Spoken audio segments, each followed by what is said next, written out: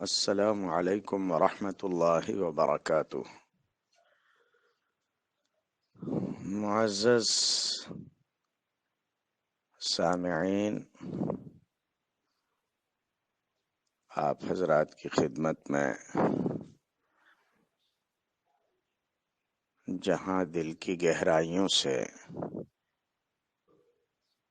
رمضان کی عبادات کے اہتمام پر نیز انسانیت کی اس غربت کے اور پریشانی کے زمانے میں بے مثال خدمت پر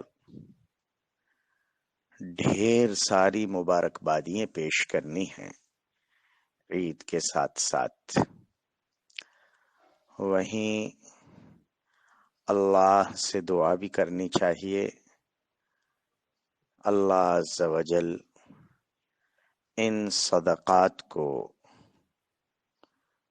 وسیلہ بنا دے ہم سے اپنی ناراضگی اور عذاب کو دور کرنے کا، اور اپنے نبی پاک صلی اللہ علیہ وسلم کی سچی خبر کے وسیلے سے کہ صدقہ اللہ کے غضب کو ٹھنڈا کرتا ہے، بلاؤں کو ٹالتا ہے۔ اللہ پوری انسانیت سے، پوری امت سے مصائب اور مشکلات کو، چاہے وہ آسمانی ہوں یا زمینی ہوں، اللہ دور فرما دے۔ دو باتیں اس وقت میں خصوصیت کے ساتھ عرض کرنی ہیں۔ پہلی یہ کہ لاک ڈاؤن ملک میں اب کھلتا جا رہا ہے، اور جو حضرات کئی مہینوں سے قید و بند کی صعوبتیں جھیل رہے تھے، کاروباری لحاظ سے وہ پوری طرح اب خالی ہو چکے ہیں، پونجی بھی باقی نہیں رہی ہے۔ جو روزمرہ کے کامگار ہیں ان کے پاس آج مزدوری نہیں ہے، جو چھوٹے موٹے کام کرنے والے تھے آج ان کے پاس کوئی سرمایہ نہیں ہے، اور اس وقت میں ان کی مستورات، ان کی مائیں، ان کی بیویاں، وہ خود اپنے گھر کا زر زیور تک گروی رکھنے پر مجبور ہیں کچھ سرمایہ حاصل کرنے کے لیے، قرض لینے کے لیے۔ سودی قرض دینے والے ہمیشہ سے ایسے وقت میں غربا کی مشکلات کی اندیکھی کرتے ہوئے اپنی ساہوکاری کرتے رہے ہیں، کرتے رہتے ہیں۔ اس مشکل وقت میں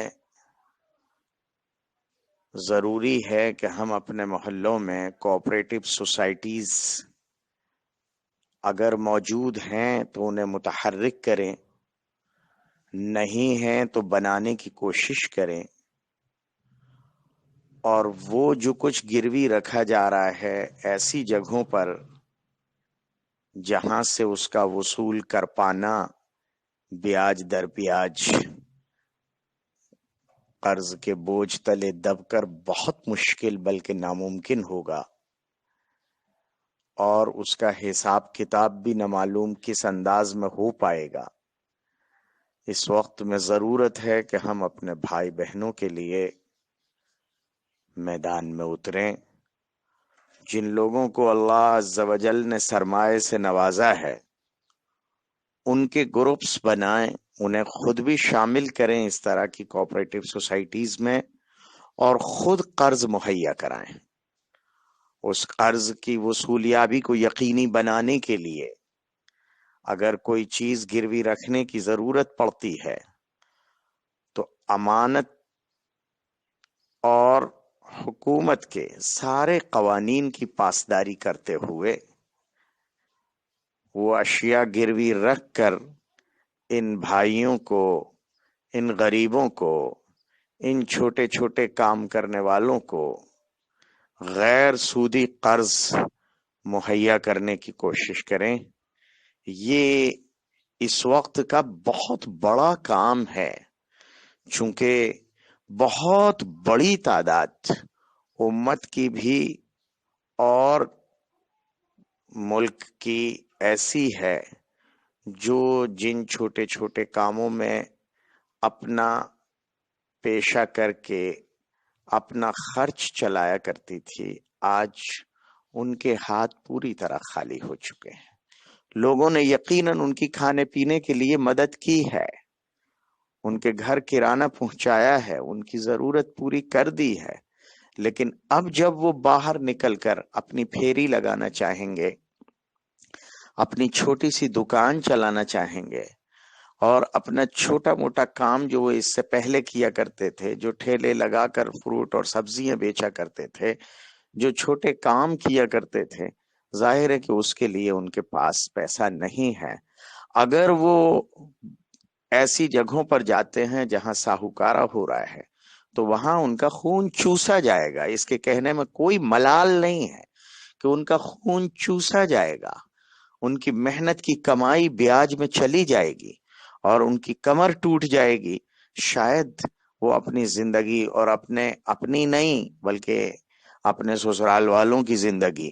اور اپنے گھر کے لیے جو کچھ ہتھیار پونجیاں انہوں نے رکھ رکھی تھی وہ سب بھی گروی کی نظر ہو جائے گی. ہو سکتا ہے کہ لوگ اپنے مکانات بھی گروی رکھ کر قرض لا رہے ہوں. ایسے وقت میں ضرورت ہے کہ ہم لوگ بہت دیداوری کے ساتھ، گہری سوچ کے ساتھ، پوری پلاننگ کے ساتھ، لیکن بہت جلد میدان میں اترنے کی کوشش کریں. ہمارے نوجوان گروپس اس وقت اس پر غور کریں اور اپنے آپ کو زیادہ لارج اسکیل پر، بڑے پیمانے پر چاہے نہ کریں، لیکن محلے کے حد تک، بستی کی حد تک، دیہات اور گاؤں اور قصبے کی حد تک جن لوگوں کو ہم پہچانتے ہیں ان تک یہ غیر سودی قرض مہیا کرانے کی انہیں کوشش کریں. اس کے لیے سرمایہ جمع بھی کریں اور قانونی پاسداری بھی کریں. کوآپریٹو سوسائٹی بنا کر تیزی سے یہ کام شروع کر دینا چاہیے. اس وقت یہ انسانیت کی، خاندانوں کی، گھروں کی بہت بڑی خدمت ہوگی جس سے ان کے گھروں کو ٹوٹنے سے بچایا جا سکتا ہے اور انہیں بے گھر ہونے سے، محتاج ہونے سے اور لوگوں کے سامنے ذلیل اور رسوا ہونے سے محفوظ رکھا جا سکتا ہے.